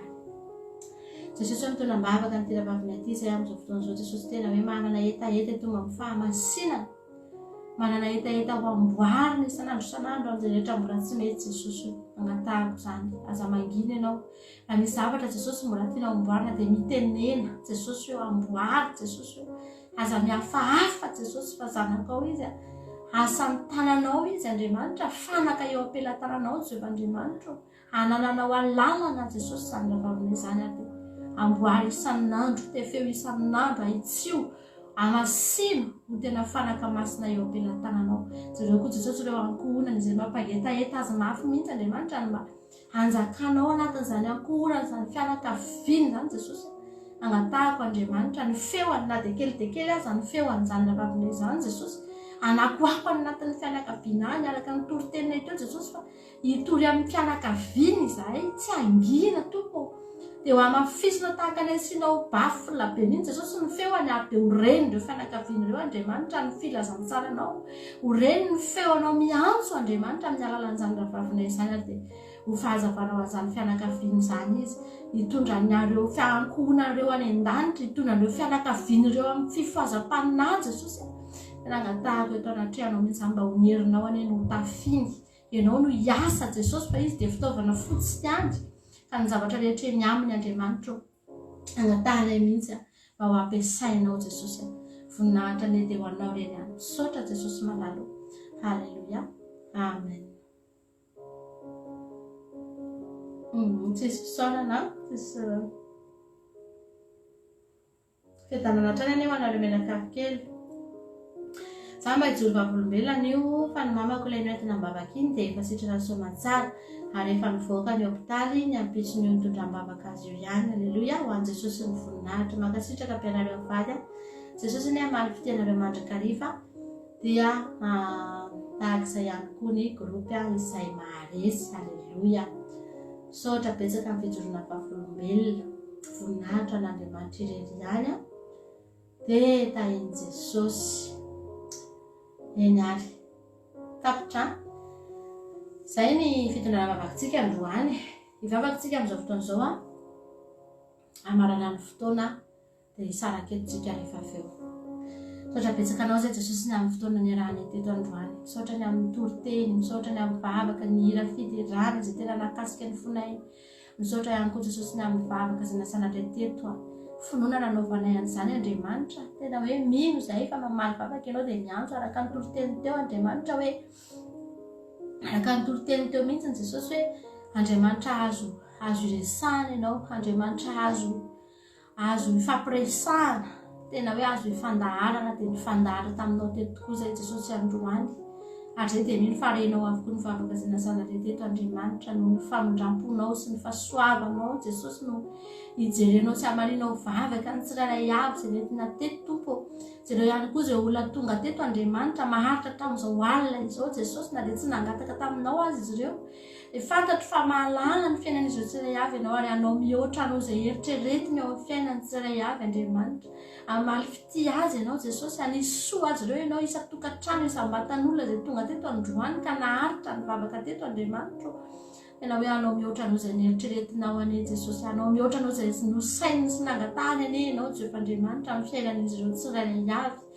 Tahaka izany ihany koa Jesosy ny firenena malagasy izay entina eto anatrehanao foana isan'andro isan'andro Andriamanitra. Tena hoe latsaka katerena miainao anatin'ny fahoriana sy ny fahantrana lalina Jesosy, anatina fahapotehana Jesosy, tena hoe anaty fitaitainana ny olona anaty tahotra, ny maty foana Jesosy, ny mijaly tsy manan-kohanina, tsy manana tompo. Tena hoe mijaly ny malagasy amin'izao fotoana izao, ny mba nananana miamahantra, ny mahantra dia vaovaika tena miamahantra Jesosy. Jereo manokana izany firenena izany fa tena hoe mamparary ny fonay foana ny mahita Andriamanitra ny zavatra mitranga anatin'izany firenena izany. Ianao ane hijery, ianao ane hitompo maso, ianao ane Andriamanitra tena hoe angatahanay tahaka ny Abrahama hoe raha mbola misy marina folo ao dia tsy handringana ny malagasy rehetra ianao, tsy handringana ny malagasy rehetra ianao Jesosy, fa jereo Jesosy izany firenena malalana izany. Azavelana hoe angina ny feonao miantsoantso anatin'izany firenena izany Jesosy, ny fifohazam-paninà Jehovah Andriamanitra, ataovy tonga hatrany andapa any Andriamanitra ny fifohazam-paninà, mba hitsahatra avokoa na ny kolikoly, hitsahatra ny halatra isan-karazany Jesosy, hitsahatra ny fitiavan-karena sy ny fitiavam-boly isan-karazany Jesosy malalo. Ary dia tena hoe hitsinjo ny madinika, hitsinjo ny vahoaka, hitsinjo Andriamanitra, hifampitsinjo ny malagasy Jesosy. Angatahaka eto anatrehanao mihitsy Andriamanitra izany vavaka izany, mba hojerenao manokana hoe ireo malagasy rehetra Jesosy malala hitompo maso amin'izany firenena izany ianao. Jereo manokana ireo fianakaviana ihany Jesosy hisaoranay ianao, fa ninona mety fahorian'ny malagasy dia mbola manan-kohanina foana izy ireo isan'andro ane Jesosy, mbola manan-kotafiana, mbola manana tranonenana Tompo. Izany no ny fahasoavanao zany, dia hisaoranay ny anaranao, tsy misy tratran'ny loza izy ireo, tsy misy tratran'ny accident, tsy misy maty an-drano Jesosy, tsy misy maty ny anohanana, tsy misy maty ny Covid. Izany rehetrarehetra izany hisaoranay ny anaranao, fa noho ny fitiavanao sy ny fahasoavanao zany, na dia mpanota azy izy ireny dia amindranao fo, jerenao, satria izay mibavaka ho an'izy ireny foana Jesosy. Dia hisaoranay anao izany Andriamanitra, mpamindra fo, Andriamanitra fitiavanao, fa avy aminao izany fahasoavana izany. Isaraketo izay Andriamanitra amin'izao alina izao, dia izay no isaraketo fa ny fahasoavanao dia hanaraka anay tsirairay avy, ny fanatrehanao hanaraka anay hatrany amin'ny fandrianay ihany. Raha misy hivoaka ny trano dia hanaraka azy ihany ny fahasoavanao Jesosy sy ny famindramponao. Raha misy asa amin'izao fotoana izao dia hanaraka azy ihany ianao Jesosy, tsy saraka aminay zanaiza, fa ombanay mandrakariva ianao ambara-patonga ny fatapera zao tontolo izao. Misaotra indrindra Jesosy eo, voninahitra ny eo anao rery ihany. Halleluia, amen. Eny ary tapitra treto ny fotoanantsika, ampisondrantsika miaraka eto ao anatin'ny fandarana takariva mahafinaritra sika amin'ny 3 ora Europa amin'ny 7 ora sasantsika alina. Miaraka eto indray ato anatin'ny vavaka fiambenana. Samy mahery tain'Andriamanitra isika rehetrarehetra zadiny akiradio.radio 1 2 3 4 5.com miaraka amintsika isan'andro fitoandro efatra amby roapolo aramin'ny efatra amby roapolo ora dia mandre foana anjany akira-teo zany ianao na iza toerana misy anao mahereza daholo ary tsika rehetrarehetra misaotra antsika nahatra hatramin'ny farany voninahitra n'Andriamanitra irery ihany. Halleluja, amen.